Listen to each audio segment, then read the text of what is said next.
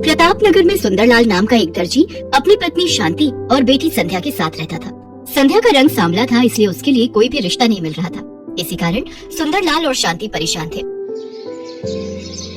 सुंदरलाल, मैंने कुर्ता पजामा सिलने दिया था, तैयार हो गया क्या? बस एक पक्की सिलाई करनी बाकी है रामलाल जी। अच्छा, फिर मैं लड़का भेजूंगा, उसी के हाथ दे देना। शाम को शादी में जाना है, इसलिए थोड़ी देर में करके दे दो।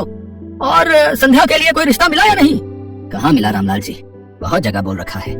बाकी मैंने तो भगवान पर छोड़ रखा है, वही मेरी बेटी का अच्छा भविष्य तय करेंगे।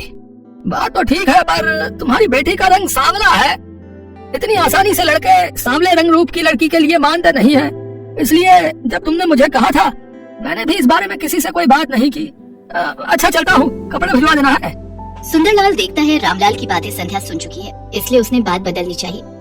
संध्या बेटी, तू रामलाल की बातों का बुरा नहीं मानना, वो तो बस। बापू, मुझे पता है मेरे कारण आपको कितना सुनना पड़ता है, सब कितनी बातें बनाते हैं, मुझे अच्छा नहीं लगता। ना बिटिया ना, ऐसा कभी मत सोचना, तू तो हमारी जिंदगी से बढ़कर हमें प्यारी है। मैं भी आप दोनों से बहुत प्यार करती हूँ बापू। अच्छा लाओ, कुछ कपड़े मैं सिल देती हूँ, आप थक गए होगे। संध्या का उदास चेहरा देखकर सुंदरलाल उस समय चुप हो जाता है। संध्या कपड़े सिलने लगती है। संध्या भी सुंदरलाल की तरह बहुत अच्छे कपड़े सिलती थी। एक दिन उस राज्य के राजकुमार का जन्मदिन था, जिसमें पूरे नगर को न्योता दिया गया था। सुनो सुनो नगर वासियों, ध्यान से सुनो। राजकुमार वीर सिंह के जन्मदिन की खुशी में पूरे नगर को दावत का न्योता दिया जा रहा है। राजा भानु प्रताप सिंह और रानी सुनंदा अपने बेटे वीर सिंह का 25वां जन्मदिन धूमधाम से मना रहे हैं। अरे वाह, राजकुमार वीर सिंह के जन्मदिन की दावत सचमुच देखने वाली होगी। मैं तो बहुत सुंदर तैयार होकर जाऊंगी। मैं भी। पर हम राजकुमार को क्या उपहार देंगे? ऐसे खाली हाथ जाना तो अच्छा नहीं लगेगा। अरे हम क्या देंगे, हमारे माँ बापू भी तो जा रहे हैं, वही देंगे, हम क्यों चिंता करें। पूरे नगर के लोग राजकुमार के जन्मदिन में जाने की तैयारी कर रहे थे। सुनो जी, मैं सोच रही थी हम दोनों तो जन्मदिन की दावत में जा नहीं रहे, तुम्हारी तबीयत भी ठीक नहीं है, पर किसी न किसी को तो जाना चाहिए, इसलिए संध्या को उसकी सहेलियों के साथ भेज देते हैं, नहीं तो महाराज और महारानी को बुरा लगेगा। ठीक है, ये बात सही रहेगी संध्या बिटिया, तो राजकुमार वीर प्रताप जी के जन्मदिन की दावत के लिए चली जाना। ठीक है, आप चिंता मत करो, मैं रेखा और सुनैना के साथ चली जाऊंगी। संध्या राजकुमार के जन्मदिन के लिए जाने के लिए तैयार तो हो गई, पर वो यही सोच रही थी कि आखिर वो राजकुमार के लिए उपहार में क्या ले जाए। तभी उसके दिमाग में एक तरकीब आई। राजकुमार के जन्मदिन के लिए एक सुंदर सी पोशाक तैयार करके ले जाती हूँ, उनको पसंद आएगी। संध्या राजकुमार के लिए बहुत ही सुंदर पोशाक तैयार करती है और सबके साथ राजमहल पहुँचती है। बहुत संख्या में लोग जन्मदिन की दावत में पहुँचे थे। उन सबके बीच संध्या घबरा रही थी। राजकुमार को तो इतने ढेरों उपहार मिल रहे हैं, इतने सारे उपहार में मेरे द्वारा सिली हुई मामूली सी पोशाक क्या राजकुमार को पसंद आएगी? राजकुमार को अपने हाथ से देने की हिम्मत तो मेरे में है नहीं, चुपचाप उनके कक्ष में रख देती हूँ। संध्या पोशाक को राजकुमार के कक्ष में रखकर घर आ जाती है। संध्या बेटिया, तू राजकुमार से बिना मिले ही आ गई, उन्हें पता कैसे चलेगा कि तूने उपहार में उन्हें वो पोशाक दी है? कोई बात नहीं बाबू, वैसे भी अब तक राजकुमार इतने सारे उपहारों के बीच मेरी दी हुई पोशाक भूल भी चुके होंगे। संध्या जैसा सोच रही थी वैसा कुछ भी नहीं था। राजकुमार जब कमरे में पहुंचा तो उसने वो पोशाक वहाँ रखी देखी। अरे, ये उपहार मुझे किसने दिया है? ये तो बहुत सुंदर पोशाक है, अद्भुत। मुझे जहाँ तक याद है सबने मुझे उपहार दिए, मैंने सबका चेहरा देखा, पर ये उपहार तो मेरे हाथ में किसी ने नहीं दिया। कैसे पता चलेगा कि ये उपहार किसने दिया है? और मेरे हाथों में दिए बिना ही यहाँ मेरे कक्ष में रख दिया। राजकुमार महाराज, महारानी, सेनापति, दास दासी सबसे पूछता है, पर किसी को भी इस बारे में कुछ नहीं पता था।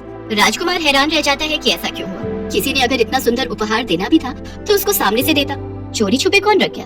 राजकुमार वापस अपने कक्ष में आता है, तभी उसकी नजर अपने द्वार पर अटके एक दुपट्टे के टुकड़े पर जाती है। राजकुमार महल की सभी दासियों से दुपट्टे के टुकड़े के बारे में पूछता है, पर किसी भी दासी के पास ऐसा दुपट्टा नहीं था। राजकुमार को यकीन हो जाता है कि ये टुकड़ा यकीनन उसी लड़की के दुपट्टे का है जो उसके कमरे में वो पोशाक रख कर गई है। राजकुमार इस बात का पता लगाने के लिए पूरे नगर में सैनिकों को भेजता है। वो पोशाक किसने दी उसके लिए सब मना कर देते हैं। भाई, हमने तो बहुत महंगा उपहार दिया था, राजकुमार को चांदी की प्याली दी थी, हमने ये उपहार में पोशाक नहीं दी। उस समय सुंदरलाल, उसकी पत्नी और बेटी संध्या जरूरी काम से नगर से बाहर गए हुए थे, इसलिए उनसे पता करना रह जाता है। पर सैनिक ये बात राजकुमार को नहीं बताते। राजकुमार बहुत परेशान था। अब तो उसके पास एक ही रास्ता था, इस दुपट्टे के टुकड़े की असलियत जानने का। माँ, पिताजी, अब मेरे पास एक ही रास्ता है। मैं अपना स्वयंवर रखना चाहता हूँ, ताकि उस स्वयंवर में सभी लड़कियाँ आए और वही पोशाक पहने जो उन्होंने मेरे जन्मदिन के उत्सव में पहनी थी। मुझे पता चल जाएगा कि ये दुपट्टे का टुकड़ा किसका है, फिर मैं उसी लड़की से विवाह करूंगा। इससे मुझे अपने प्रश्न का उत्तर भी मिल जाएगा। ठीक है पुत्र, अब तुम इस योग्य हो चुके हो कि तुम अपना जीवन साथी चुन सको। जैसी तुम्हारी इच्छा पुत्र, हम आज ही नगर में तुम्हारे स्वयंवर की घोषणा करवा देते हैं। राजकुमार उस दुपट्टे के टुकड़े के बारे में किसी से कुछ नहीं कहता। वो तो चुपचाप उस बारे में जानना चाहता था जिसके दुपट्टे का ये टुकड़ा था। नगर में घोषणा कर दी जाती है और ये बात सुंदरलाल के कानों तक भी पहुंचती है। संध्या बेटी, तुम्हें भी स्वयंवर में जाना चाहिए। तुम्हारे पिताजी ठीक कह रहे हैं संध्या बेटी। नगर की सभी लड़कियां स्वयंवर के लिए जा रही हैं। अगर तुम नहीं गई तो महाराज क्रोधित हो जाएंगे। उन्होंने नगर की सभी युवा कन्याओं को स्वयंवर के लिए आमंत्रित किया है। पर मेरा वहाँ जाने का कोई फायदा नहीं, क्योंकि मैं तो देखने में बिल्कुल भी सुंदर नहीं हूँ। राजकुमार तो मेरी ओर देखेंगे तक नहीं, फिर मैं वहाँ जाकर क्या करूँगी? बेटी, ये तो भाग्य की बात है। अगर तुम्हारे भाग्य में राज सुख लिखा है तो उसे कोई नहीं छीन सकता, और यदि नहीं लिखा तो तुम अपना कर्तव्य निभा कर लौट आना। नगर की सभी लड़कियां उसी पोशाक में राजमहल पहुंचती हैं जो उन्होंने राजकुमार के जन्मदिन के उत्सव में पहनी थी। राजकुमार की नजरें तो उस लड़की को ढूंढ रही थी जिसके दुपट्टे का टुकड़ा अभी भी राजकुमार के हाथ में था। राजकुमार ने आज वही पोशाक पहनी थी जो संध्या ने उसे उपहार में दी थी। इनमें से तो कोई भी लड़की वो नहीं है। आखिर ये किसके दुपट्टे का टुकड़ा है? कहीं मेरी ये योजना विफल ना हो जाए। राजकुमार अभी इस बारे में सोच ही रहा था कि तभी संध्या महल में प्रवेश करती है। संध्या ये देखकर हैरान रह जाती है कि राजकुमार ने वही पोशाक पहनी है जो उसने सिल कर दी थी। राजकुमार ने मेरी दी हुई पोशाक पहनी है, इसका मतलब राजकुमार को मेरे द्वारा सिली हुई पोशाक पसंद आई। ये देखकर मैं बहुत खुश हूँ। बापू और माँ अगर ये सुनेंगे तो वो भी बहुत खुश होंगे। संध्या भी ये सब देखकर मुस्कुरा ही रही थी कि तभी राजकुमार वीर प्रताप की नजर उसकी पोशाक पर जाती है। यही है वो जिसकी मुझे तलाश थी।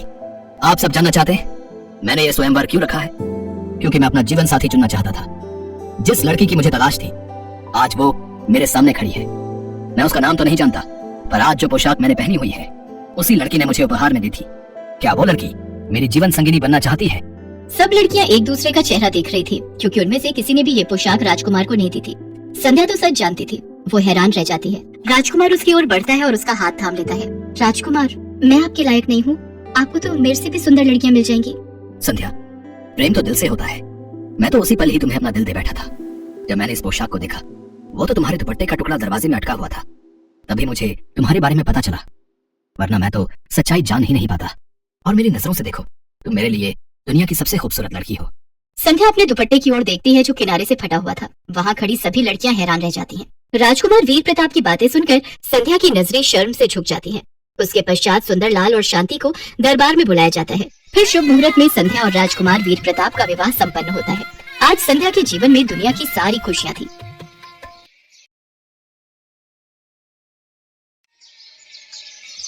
अंजू अपने माता पिता और छोटे भाई के साथ बिजनौर में रहती थी। अंजू को बचपन से ही सिलाई कढ़ाई करने का बहुत शौक था। गृह विज्ञान की परीक्षा में जब 10वीं कक्षा में उसके सिलाई में सबसे ज्यादा नंबर आए तो वो अपनी माँ सुलोचना से बोली, माँ ये देखो मेरे गृह विज्ञान की परीक्षा में सबसे ज्यादा नंबर आए हैं। मैम बोल रही थी मैंने सबसे सुंदर फ्रॉक सिली है। अरे वाह, ये फ्रॉक तो सचमुच बहुत ही सुंदर है। स्कूल की पढ़ाई के बाद अंजू एक दिन अपनी माँ से बोली, माँ मैं कॉलेज की पढ़ाई के साथ साथ सिलाई भी सीखना चाहती हूँ। मेरी सहेली प्रज्ञा के घर के पास एक बुटीक है जो 800 रुपए महीने में सिलाई सिखाते हैं। 6 महीने का कोर्स है, करने दो ना माँ। पर बेटिया तेरे पिताजी नहीं मानेंगे। वो यही बोलेंगे कि तेरी और अमित के स्कूल और कॉलेज की फीस बहुत ज्यादा है, मना कर देंगे। माँ पैसे मैं जोड़ लूंगी, तुम बस सीखने का हाँ बोल दो प्लीज। ठीक है चल सीख ले। अंजू अपनी पॉकेट मनी से बचा बचा कर पैसे जोड़ लेती थी। उसने अपने लिए सब खर्च बंद कर दिए। पैसे जोड़कर बुटीक से 6 महीने की सिलाई का कोर्स सीखा। अब अंजू घर पर भी कपड़े सिल कर तैयार करती थी। ये ले अमित, तेरे लिए नई कमीज सिली है, कैसी लगी? दीदी ये बहुत सुंदर शर्ट है। वाह दीदी, आप तो दर्जी बन गई हो। कुछ समय बाद सौरभ नाम के लड़के का अंजू के लिए रिश्ता आता है। सौरभ अपनी माँ प्रेमा के साथ रहता था और एक प्राइवेट कंपनी में नौकरी करता था। अंजू की शादी सौरभ के साथ हो जाती है और उसका शादी के बाद एक प्यारा सा बेटा सुमित होता है। एक दिन, अंजू बेटा तुम दोबारा पेट से हो, ज्यादा काम मत किया करो, अपना ध्यान रखो। माँ जी आज पानी नहीं आया इसलिए बाजू वाली नीमा आंटी से पानी भर कर लाई हूँ। अंजू माँ सही कह रही है, अपना ख्याल रखा करो। और वैसे भी मैं 3-4 दिनों के लिए ऑफिस के काम से मुंबई जा रहा हूँ, अपना ध्यान रखना। मेरा जाना जरूरी ना होता तो मैं तुम्हारे पास ही रहता। सुनो जी, मेरी डिलीवरी का भी वक्त नजदीक है और आप। कोई बात नहीं अंजू, माँ है तुम्हारी देखभाल के लिए। पापा आप मेरे लिए मुंबई से क्या लाओगे? मैं तुम्हारे लिए ढेर सारे खिलौने लाऊंगा, ठीक है? सौरभ ऑफिस के काम से फ्लाइट से मुंबई चला जाता है। रास्ते में सौरभ का प्लेन क्रैश हो जाता है जिसमें सौरभ के साथ बहुत से लोग मारे जाते हैं। उधर सुमित, पहले अपने स्कूल का होमवर्क करो, बाद में टीवी देखना। मम्मी बस थोड़ी देर कार्टून देखने दो ना। अभी अभी खबर मिली है मुंबई जाने वाला प्लेन रास्ते में ही क्रैश हो गया है जिसमें बहुत से यात्री मारे गए हैं। प्लेन क्रैश में सौरभ का देहांत हो जाता है। अंजू की तो मानो जिंदगी पर दुखों का पहाड़ टूट गया। बूढ़ी सास, छोटा बेटा और एक वो जिसने अभी तक दुनिया में जन्म ही नहीं लिया। ये क्या हो गया भगवान, मेरा बच्चा, ऐसा नहीं हो सकता, मेरे सौरभ को कुछ नहीं हो सकता। माँ जी, सौरभ हम सबको छोड़कर चले गए माँ जी। अंजू सुमित के हाथों सौरभ का अंतिम संस्कार करती है। कुछ दिनों बाद अंजू की एक बेटी पैदा होती है।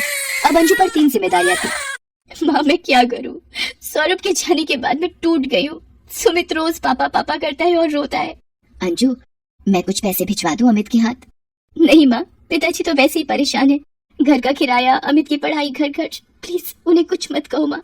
अंजू, तू तो मेरी बहादुर बच्ची है ना, सब ठीक हो जाएगा मेरी बच्ची, हिम्मत रख। अंजू बहुत परेशान रहने लगी थी। पैसों की तंगी की वजह से धीरे धीरे जुड़े हुए पैसे भी अंजू के पास खत्म होने लगे थे। मायके में पहले ही पिता पर परिवार का बोझ था, इसलिए अंजू ने अपनी परेशानी का बोझ डालना उचित नहीं समझा।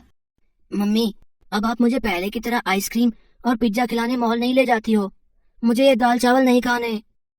सुमित मेरे बच्चे, थोड़ा सा खा ले, मैं तुझे तेरे जन्मदिन पर तेरी पसंद का सब कुछ खिलाऊंगी, प्रॉमिस। अंजू बहू, आज तुमने सुमित को झूठा दिलासा दे दिया, अब उसकी इच्छा पूरी कैसे करोगी? अंजू दुखी हो जाती है, तभी गुड़िया रोने लगती है। माँ जी, आप गुड़िया को संभालना जरा, मैं इसके लिए बाजार से दूध लेकर आती हूँ। अंजू दूध लेने जाने लगती है, तभी एक आदमी आ जाता है। नमस्ते मैडम जी, मेरा नाम अविनाश है।